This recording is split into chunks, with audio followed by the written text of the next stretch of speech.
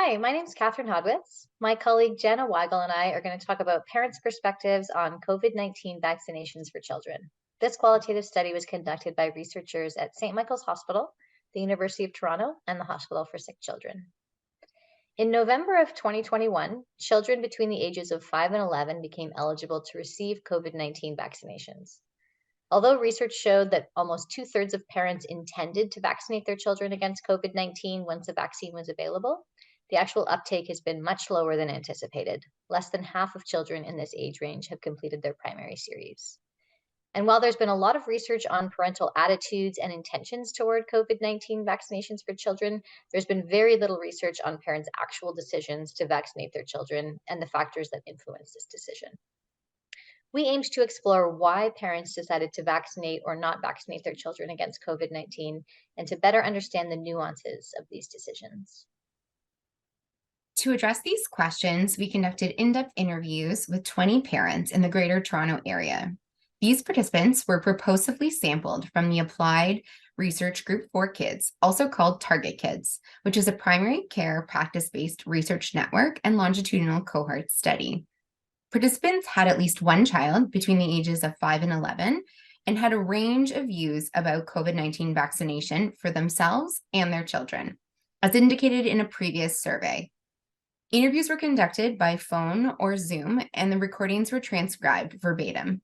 We analyzed the data using reflexive thematic analysis and engaged in reflexivity throughout data generation and analysis by acknowledging our own social positions. The study findings highlighted that COVID-19 vaccinations for children represented a challenging decision for many parents. Despite high vaccination rates among parents, as you can see in Table 1, most participants expressed some degree of concern about vaccinating their child, which did not represent a dichotomy of pro-vaccine versus anti-vaccine views. Rather, parents' perspectives varied across a complex continuum of concern, which informed their decisions related to COVID-19 vaccination for their children, as portrayed in Figure 1. We found that their experiences were influenced by 4 cross-cutting and underlying themes, which we will describe in turn and have shared a selection of supporting quotes on the poster. Firstly, parents emphasized the newness of COVID-19 vaccines and the lack of supporting evidence on longer-term risks or benefits.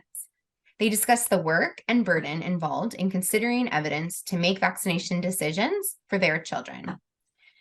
Many participants struggled with deciphering the truth, as COVID-19 vaccination recommendations were often perceived as politically motivated. Parents trusted healthcare providers as sources of information rather than politicians due to a general mistrust of the government, media, and drug manufacturers. Social pressures associated with COVID-19 vaccinations and the stigma of being unvaccinated was also emphasized by participants. Fears of being labeled anti-vax limited parents' ability to express their concerns or questions around COVID-19 vaccinations for their children. Lastly, almost all parents underscored the tension balancing individual and collective vaccination benefits and risks, as they weighed decisions for what is best for their child versus society as a whole. Some parents indicated that a collective mindset motivated them to be vaccinated themselves, but did not believe their child should be held responsible for the health of others. Overall, this study highlighted how challenging and complex this decision was for parents and how much effort they put into sourcing and weighing evidence. Parents' perspectives were influenced by many external factors, including how vaccine information was communicated and by whom. Parents in our study expressed wanting to have individualized discussions with their healthcare providers about this topic to help them make a decision for their family. Healthcare providers were seen as essential, trusted sources of information and well-positioned for COVID-19 vaccine education. Also, while some parents were motivated by the collective goals of vaccination programs, many wanted to understand the individual risks and benefits for their child when making this decision, suggesting that future public health messaging should include both the individual and collective benefits of vaccinations for children. Broadly, our findings suggest that we move away from the term vaccine hesitancy when referring to people with concerns about vaccination. Instead, we should seek to better understand the broad range of perspectives underlying vaccine attitudes and behaviors and promote open and constructive dialogue in this area to address parents' concerns.